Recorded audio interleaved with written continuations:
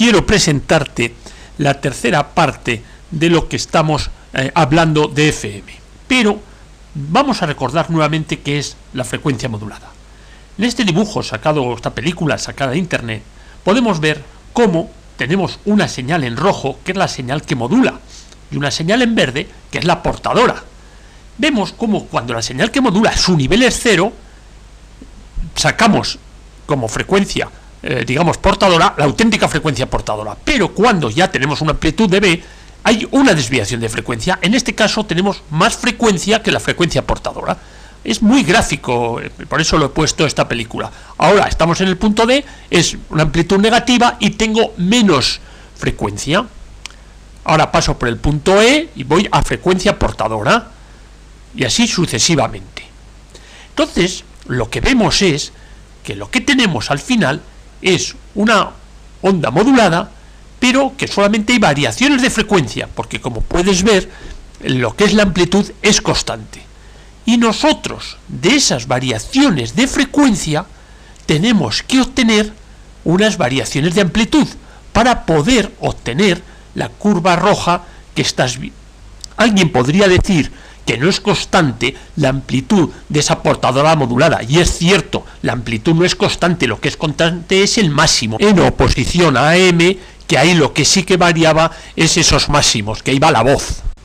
Pero nosotros estamos en frecuencia modulada, y lo que queda claro es que cuando estoy recibiendo la frecuencia portadora, la amplitud de la señal que modula, es decir, la voz o la música, su nivel es 0. Cuando tengo más frecuencia que la portadora, son amplitudes positivas de la señal que modula, y cuando tengo menos frecuencia que la portadora, estoy con amplitudes negativas de la señal que modula. Por lo tanto, para poder detectar o discriminar, por eso estamos hablando ahora del discriminador, o vamos a hablar del discriminador, es necesario componentes que de alguna forma sean capaces de detectar variaciones de frecuencia respecto a una frecuencia. Hay un circuito que sí que es verdad que tiene en cuenta lo que es la frecuencia, y eso es, por ejemplo, el circuito serie RLC. ¿Y por qué? Porque nosotros vemos que hay una reactancia inductiva cuyo valor es el valor en henrios multiplicado por 2πf, y eso se mide en ohmios, es decir, que dependiendo de la frecuencia, esa reactancia inductiva tiene más o menos resistencia. Y lo mismo pasa con el condensador. La reactancia capacitiva que presenta el condensador es 1 partido por C omega, es decir, 1 partido por C y por 2πf. Vemos cómo la frecuencia también hace que varíe la reactancia capacitiva que se mide en ohmios.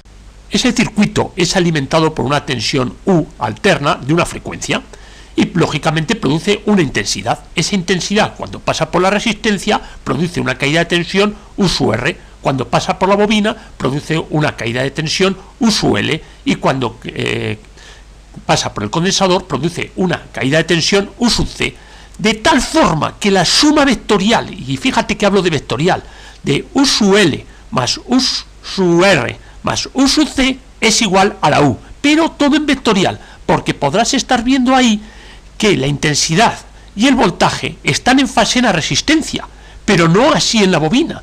En la bobina la tensión está adelantada 90 grados respecto a la intensidad, y en el condensador la tensión es retrasada 90 grados respecto a la intensidad.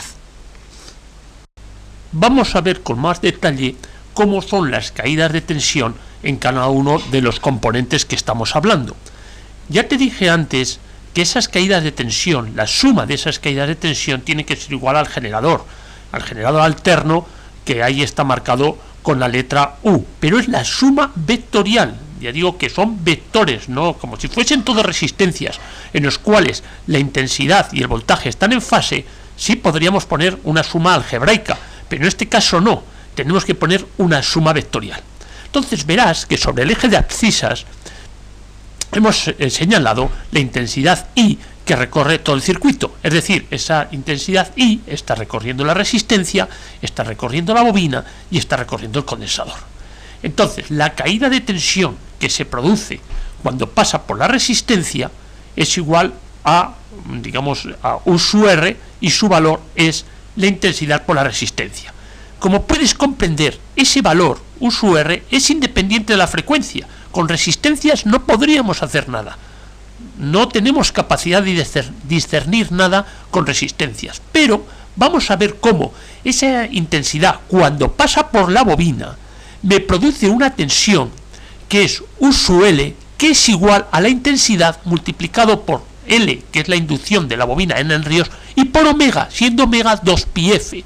Entonces ahí vemos cómo, si tengo mayor frecuencia o menor frecuencia, el módulo de ese vector, ese U sub L que yo he representado ahí sobre el eje de ordenadas, puede ser mayor o menor. Luego ya veo que tengo una cierta capacidad para transformar, digamos, variaciones de frecuencia en variaciones de amplitud, que es lo que yo siempre voy buscando. Luego he puesto la caída en el condensador, desfasada, por supuesto, 90 grados retrasado respecto a la intensidad, y lo que sí he hecho es que la caída del condensador es más pequeña que la caída que hay en la bobina. De tal forma que ahora restar o sumar, digamos, esos vectores es tan sencillo como quitarle al de arriba al de abajo, es decir, a U sub L le quito U sub C, me sale la diferencia, y ahora voy a componer esa diferencia con el vector de la resistencia, con el vector, digamos, de la caída de la resistencia, U sub R, de tal forma que ahora me sale, la que estás viendo es la U total. Ahora vamos a ver un circuito RLC un poco especial. Es cuando la reactancia inductiva es igual a la reactancia capacitiva. Es decir, cuando X sub L es igual a X sub C, o lo que es lo mismo, cuando L omega es igual a 1 partido por C omega. Bien, primero hemos visto la intensidad que recorre el circuito, pues que es una I. Esa I produce sobre la resistencia una caída de tensión que es U sub R.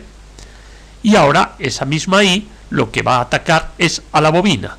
Ya he dicho que en este caso la reactancia inductiva es igual a la capacitiva. Por lo tanto, la tensión, el módulo, siempre hablando del módulo que cae en la bobina, será la misma tensión que la que cae en el condensador. Ahora estamos representando en el eje de ordenadas, estamos representando la caída en la bobina, lógicamente adelantado 90 grados respecto a la intensidad, y luego sobre el mismo eje pero en la parte negativa y con el mismo módulo, ya que hemos dicho que L omega es igual a 1 partido por C omega, estamos representando la caída en el condensador.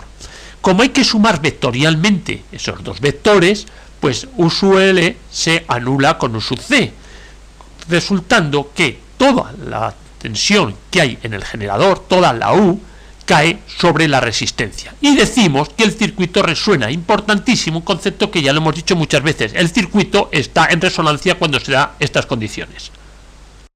La suma de los tres vectores me da la U. Hemos estudiado lo que supone la reactancia capacitiva, L omega, la reactancia capacitiva, 1 partido por C omega, y cómo esos valores influyen en el módulo de esa tensión total, o esas tensiones que aparecen, y en sus fases. Entonces ya sabemos que estamos en alterna y aquí aparecen dos cosas, módulo y fase. Bien, y vemos cómo además la frecuencia varía los valores de esa reactancia inductiva y de esa reactancia capacitiva. Y luego además hemos llegado también a la condición de la frecuencia de resonancia, que es cuando L omega es igual a 1 partido por C omega. Con todo eso, lo que vamos a intentar es precisamente ver cómo las variaciones de frecuencia somos capaces de detectarlas y a su salida tener variaciones de amplitud. Lo que estás viendo ahí es lo que llaman el discriminador o detector de FM de Foster-Seeley. Son dos investigadores que hicieron este circuito tan ingenioso que yo voy a intentar, con ayuda, por supuesto, de los apuntes de Maimó, explicártelo. Brevemente, porque incidiremos muchas veces sobre él, voy a describir lo que estás viendo. Y lo que estás viendo no es más que un circuito sintonizado, como si fuese de una frecuencia intermedia, no como si fueses de frecuencia intermedia, en el cual hay un primario y un secundario. Todo ese transformador, con primario y secundario, está sintonizado al valor de la frecuencia intermedia de frecuencia modulada, que hemos dicho que es 10,7 MHz. Ahí ves que ha puesto dos lámparas de vacío, MAIMO, que es el diodo de 1 y de 2. Se puede poner también diodos de estado sólido, evidentemente, pero como estamos con una bibliografía pues de los años 60, aunque ya estaba el diodo, por supuesto, pero bueno, MAIMO lo explica todo con esa lámpara diodo constituida por su placa y su cátodo. Y la salida está constituido por el condensador C1 en paralelo con la resistencia R1 y el condensador C2 en paralelo con la resistencia R2. Y como podrás ver, la salida es lo que es la T, que podría ser la Tierra, y A, es decir, la señal de vivo. Y lo que estamos viendo, que a la parte izquierda superior está entrando una señal portadora ya modulada con desviaciones de frecuencia, y a la salida lo que tenemos ya es precisamente esa baja frecuencia, esa señal que estaba modulando a esa portadora en frecuencia. Estos tres dibujos que voy a poner ahora, más que todo los pongo para dar el valor a la información de Radio MAIMO. Esto lo he sacado de lo mejor que hay en Internet y es bastante menos preciso y bastante menos claro que lo que después pondré sacado de los apuntes de MAIMO. Como puedes ver ahí, es lo mismo que hemos puesto anteriormente, pero ya se han sustituido las lámparas de vacío por diodos de estado sólido. Dice que la tensión que hay en el primario del transformador que puede ser dicho de frecuencia intermedia, se queda reflejado en el secundario.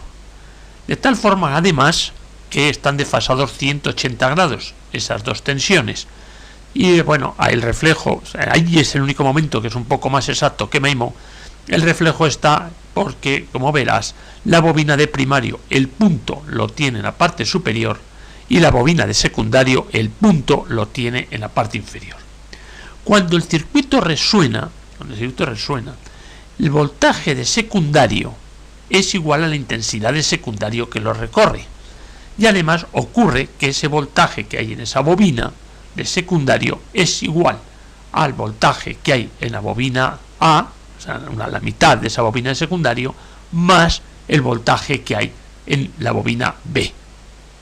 Dadas las frecuencias que trabajo, que son de 10,7 MHz, podemos decir que C sub C y C sub 2 son un corto para esas frecuencias. Y entonces podemos ver cómo la tensión de primario se mete directamente a la bobina L3. Esto es muy importante.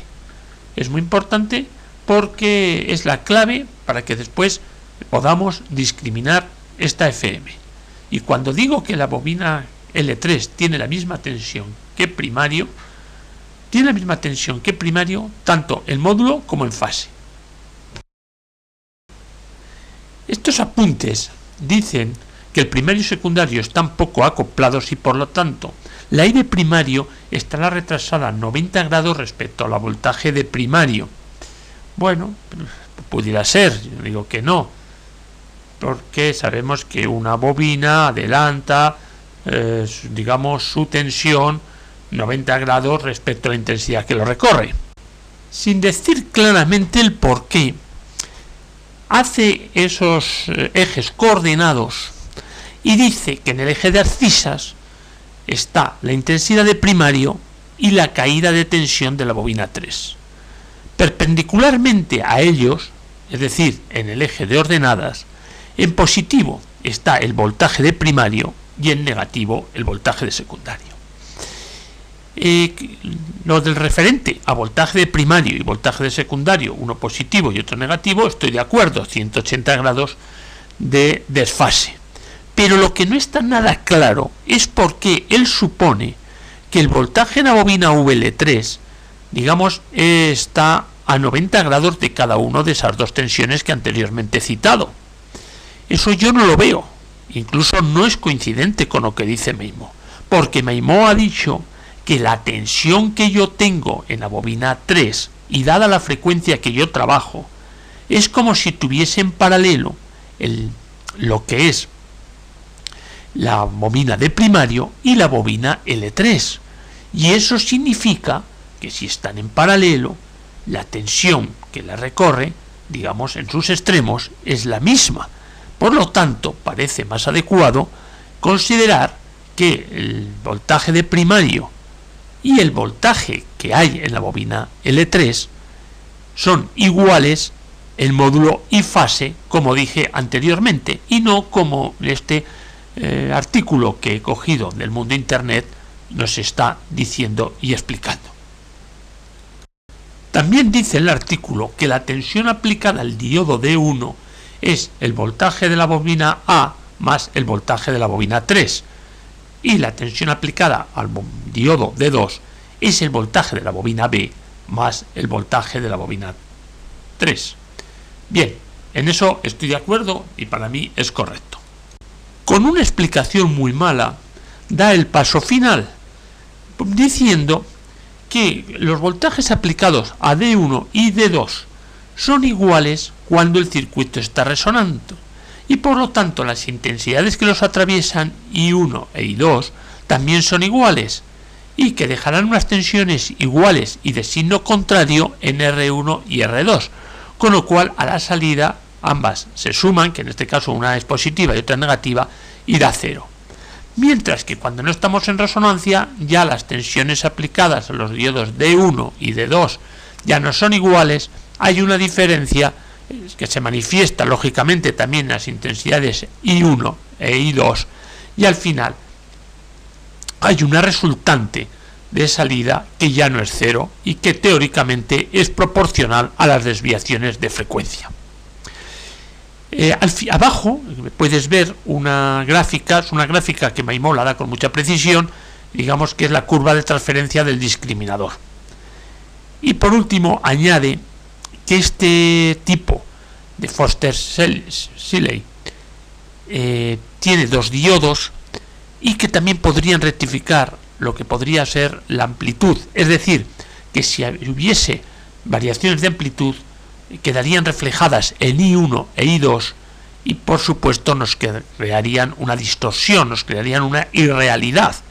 Por eso tienen que ir todos ellos previamente con un limitador para que sea constante.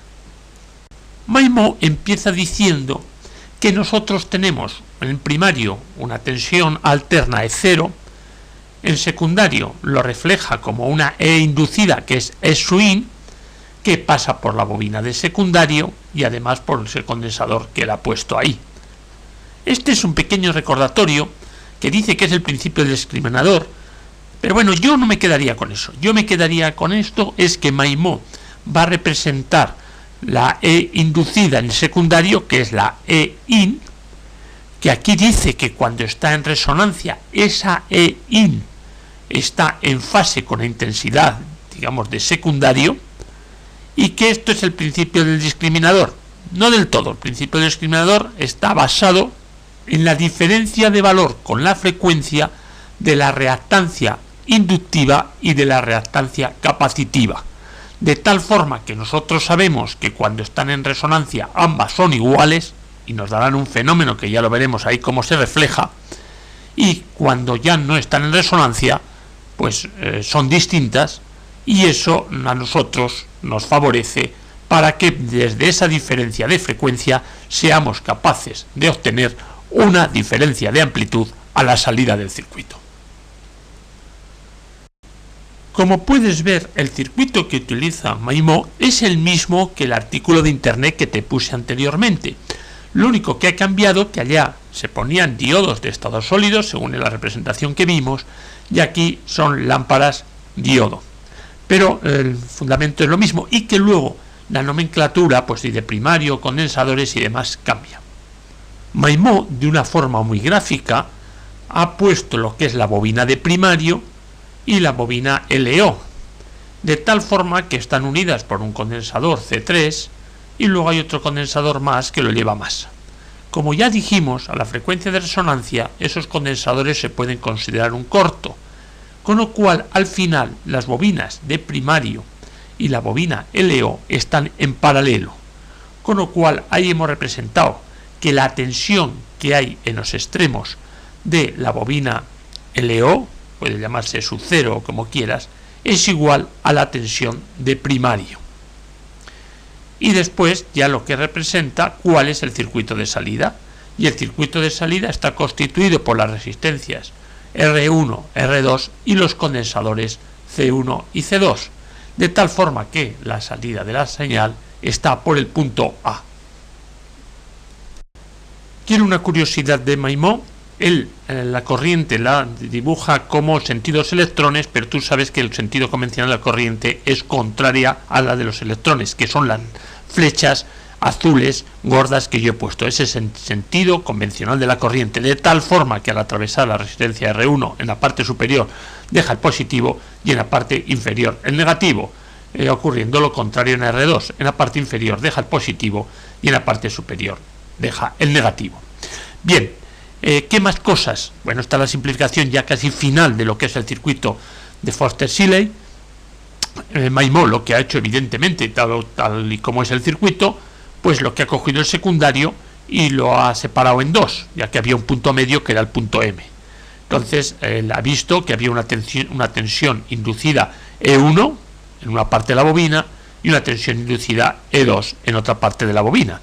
Y lo que también ve es que la tensión que se aplica al diodo es E1 más la tensión que hay en la bobina EP, que bueno, es la bobina L0, pero que cae la tensión EP, como hemos dicho antes, la tensión de primario.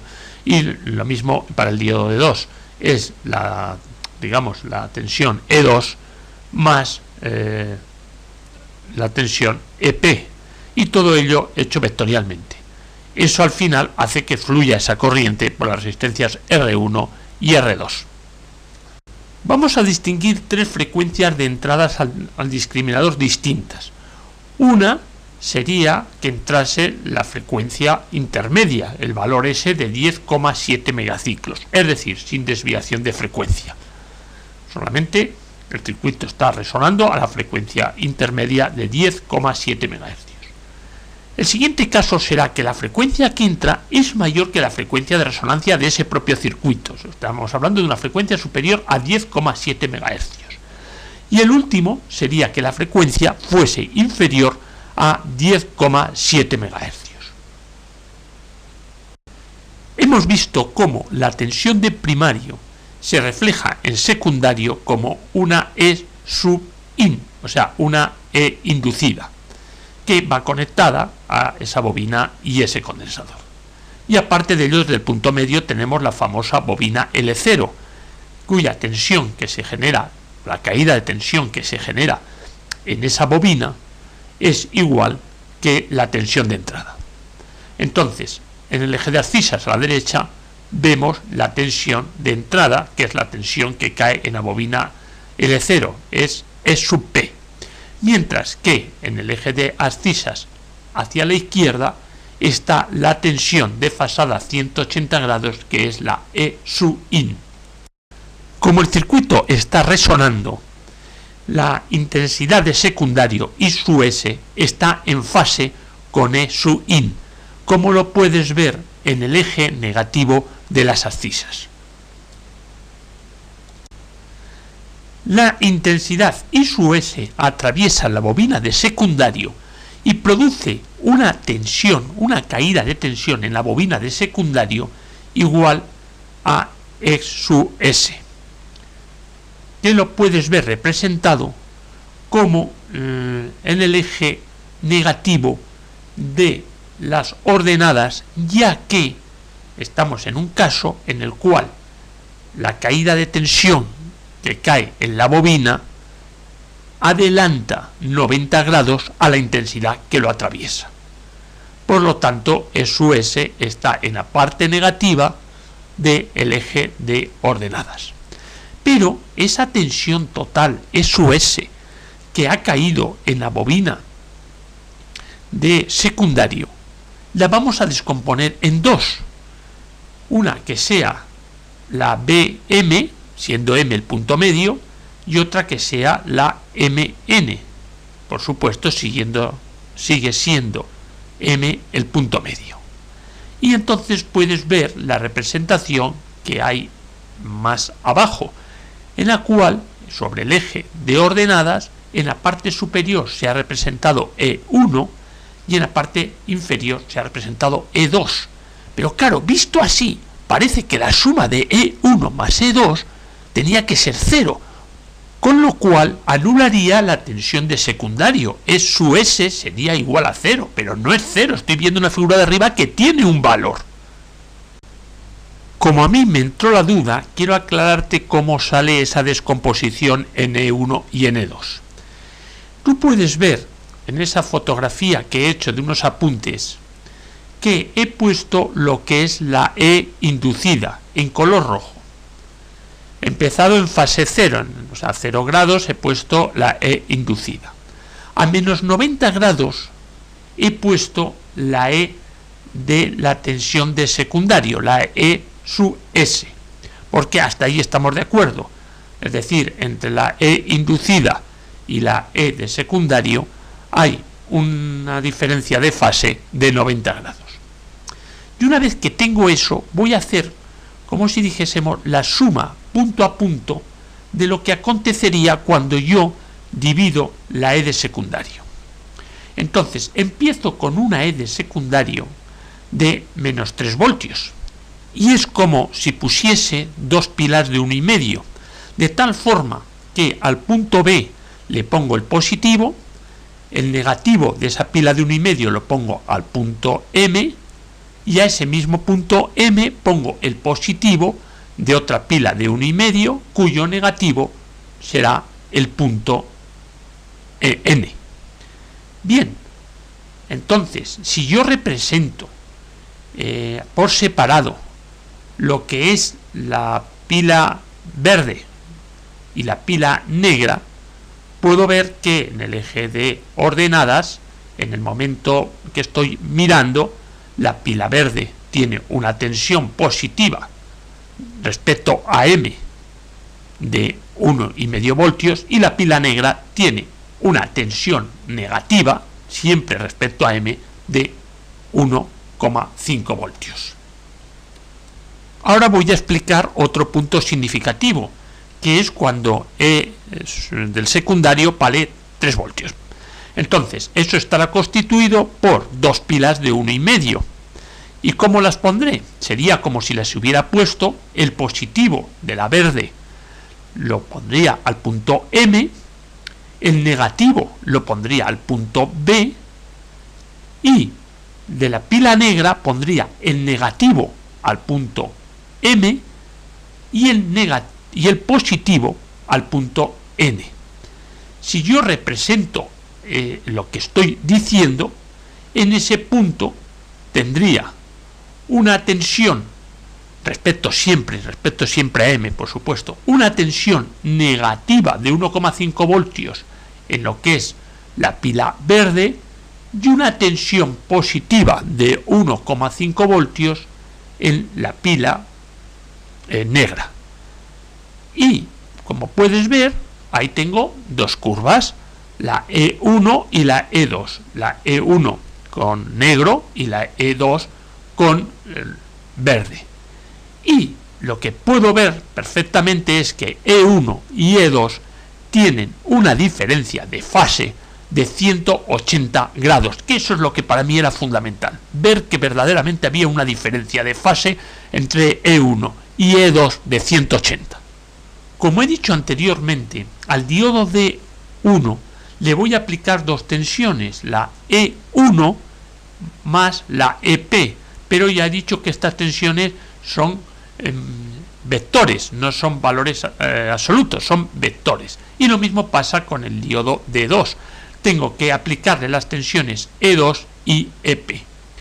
Para hacer la suma de esos dos vectores, lo puedes ver en el gráfico inferior izquierdo, la regla del paralelogramo.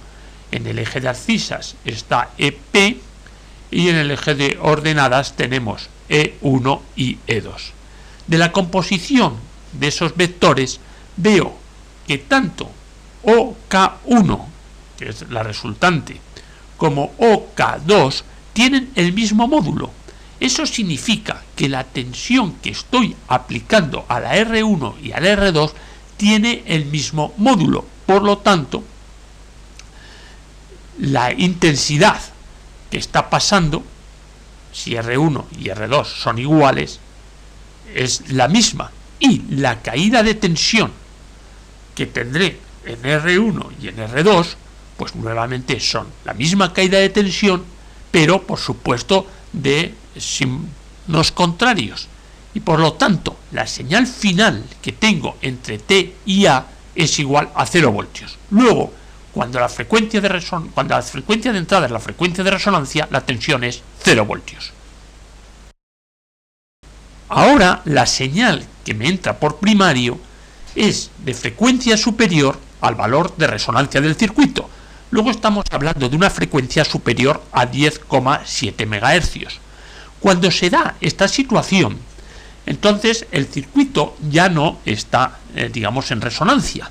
Y lo que acontece es que el voltaje swing inducido está adelantado respecto a la intensidad del secundario, como se puede ver en esa figura 19 que te presento.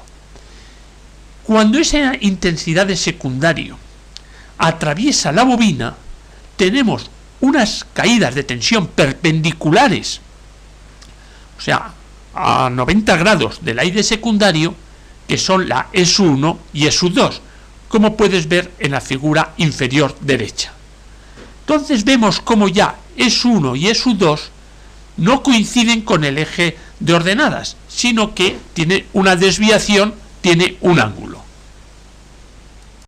La causa por la que S1 adelanta a la intensidad de secundario es porque cuando la frecuencia es mayor que la frecuencia de resonancia, lo que domina, digamos, es el efecto inductivo de la bobina. Mientras que luego veremos, en caso contrario, cuando la frecuencia es inferior, domina el efecto capacitivo. En este caso vamos a hacer lo mismo, vamos a ver cuáles son las tensiones aplicadas a los diodos de 1 y de 2. Y es la tensión E sub P más la E sub 1, siempre hablando en términos de vectores, y en el otro diodo, el diodo de 2, es la tensión E sub P más la tensión E sub 2. Y aquí nuevamente aplicamos la regla del paralelogramo y vemos cómo nos sale un vector que es OK1 y otro vector que es OK2. Y ahora ya puedes ver que ya no son iguales, esos módulos son distintos. OK1 es mayor que OK2. Significa que estoy aplicando más tensión a la resistencia R1 que a la resistencia R2. Por lo tanto, la tensión V1, que es la tensión que cae en la resistencia R1, es mayor que V2, que es la tensión que cae en la resistencia R2. De tal forma que la resultante total, es decir, lo que tengo entre T y A, es de signo positivo.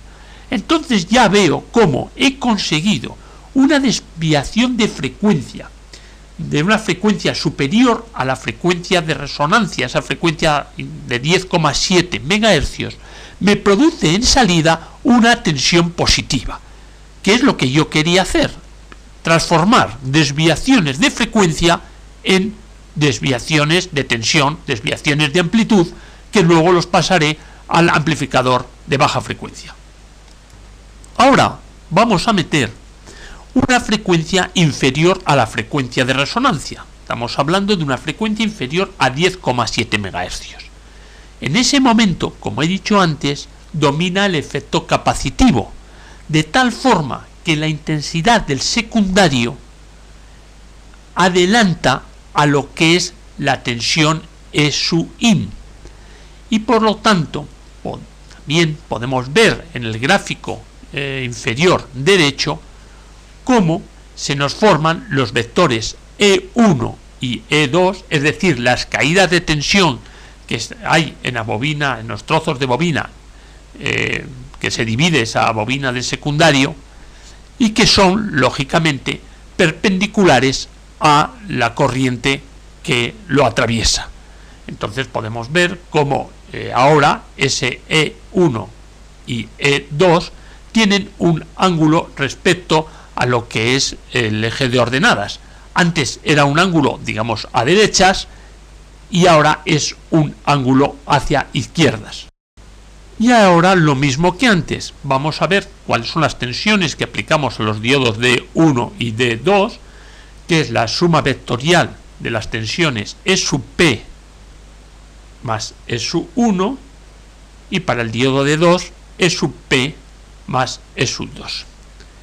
Como puedes ver ahora, los módulos de la composición vectorial de esas tensiones no son iguales, y además acontece que el OK2 es mayor que el OK1, de tal forma que la intensidad que recorre la resistencia R1 es menor que la intensidad que recorre la resistencia R2, o lo que es lo mismo, la caída de tensión V1 es menor que la caída de tensión V2, con lo cual al final la tensión que nos sale a nosotros entre los puntos T y A es una tensión negativa. Entonces volvemos a ver cómo desviaciones de frecuencia inferiores a lo que es la frecuencia de resonancia me está produciendo unas amplitudes negativas. Ya hemos hecho lo que queríamos, desviación de frecuencia convertida en una amplitud negativa. Ahora quiero presentarte la curva S, verás que es como una S, característica del discriminador detector que estamos estudiando. Como puedes ver, cuando la frecuencia que entra es la frecuencia de resonancia, 10,7 MHz, la salida que yo tengo es 0.